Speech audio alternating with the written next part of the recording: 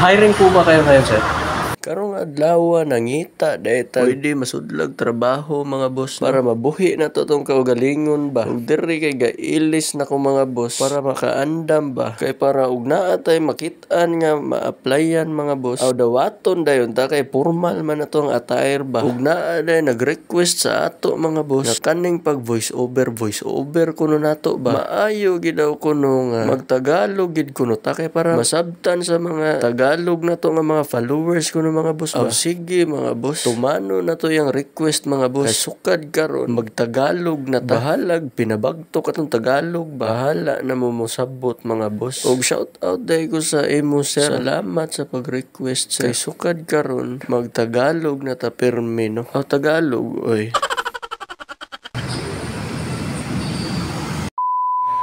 Yo, what's up? Magandang araw sa inyong lahat. Nandito na naman ako ulit para maghatid ng magandang balita ba? Dahil gusto nyo ako magtagalog. Ito na, tatagalogin ko kayo ngayon. Kumakain nga pala tayo mga boss. Dahil pupunta tayo sa lungsod ngayon. Maghahanap ako ng pwede natin mapasukan na trabaho. Samahan nyo nga ako mga boss. At ito na nga, inasikaso na natin ang mga requirements na ipapasa natin. Sana may mahanap agad tayo mga boss.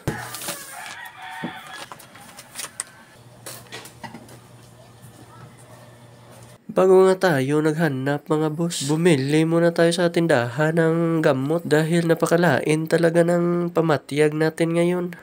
Salamat po. At ito na nga mga boss, nagpatuloy na tayo at nagsimula na tayong maghanap ng hiring na trabaho ba. Napakalaki talaga ng mga building dito mga boss. At ito na nga, tatawid muna tayo sa napakaraming mga sasakyan mga boss.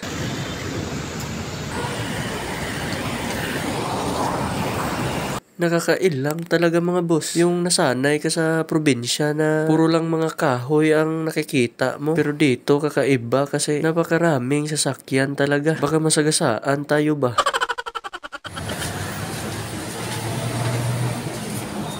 At sumakay na nga tayo dito sa hagdan na tumatakbo mga boss. Ewan ko ba kasi wala to sa amin eh. Tabla lang yung sa amin eh.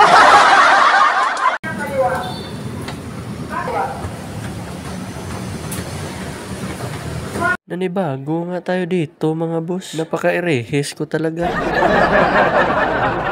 Nakasampa na pala tayo sa istasyon ng MRT mga boss. Kung nakapunta na kayo dito, mag-comment kayo sa baba. Istasyon pala to ng Quezon Avenue mga boss. At may dumating na nga na tren mga boss. Kaya lumapit at sumakay agad tayo.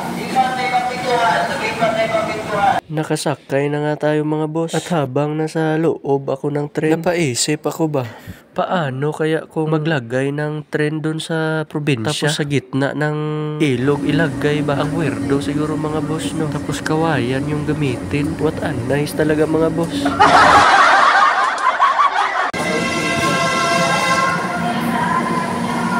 At bumaba na nga tayo sa tren mga boss.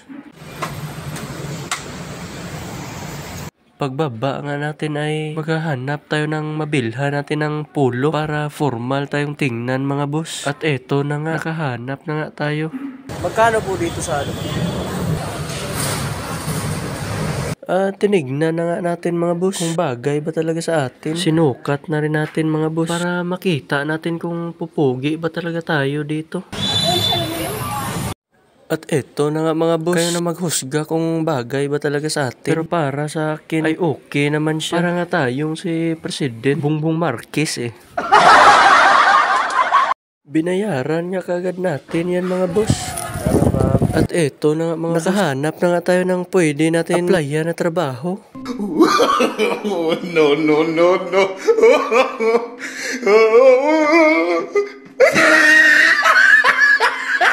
Dito sana tayo mag-a-apply mga boss. Kaso hindi na natin tinuloy. Kasi parang delikado yung napuntahan natin. Delikado talaga.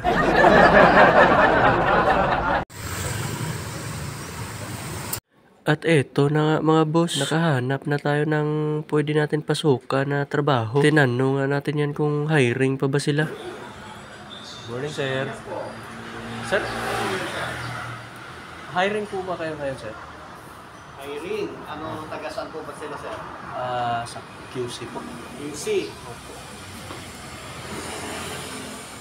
Saan sa QC, sir? Sa Quezon Avenue po. Quezon Avenue. South Triangle. Sa may Barangay South Triangle. Barangay Central po. Dito nga mga boss ay in-interview tayo ni sir kung taga saan tayo. Sinabi nga natin mga boss na taga sitio na Bukto tayo. Pasensya nga pala sa video natin mga boss. Bawal kasi yung camera dito. Kaya tinago lang muna natin. Baka kasi hindi pa tayo naka-apply. Paalisin na agad tayo ba? Grabe na talaga to. Dito nga mga boss ay pina-fill up at pina-exam nga tayo dito ni sir. Sana nga ay palarin at matanggap tayo mga boss. Mapaisip nga kayo mga boss kung ano yung in-applyan ko dito. Pubcon maintenance. Yung in-applyan natin dito mga boss. Pubcon ba? Kung sa Bisaya pa, para buak puso way kaon.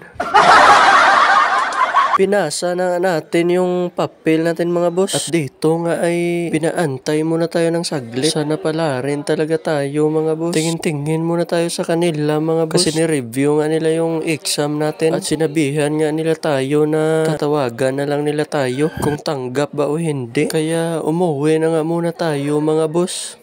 Thank you po, ma'am. Salamat po. Opo, ma'am. Opo. Pauwi na nga tayo dito mga boss. At medyo ginabi na tayo ng konti. Ipagdasal nyo ko mga boss na sana ay matanggap tayo para makatulong tayo sa parents natin. Yan lang naman yung pangarap natin. Maraming thank you mga boss.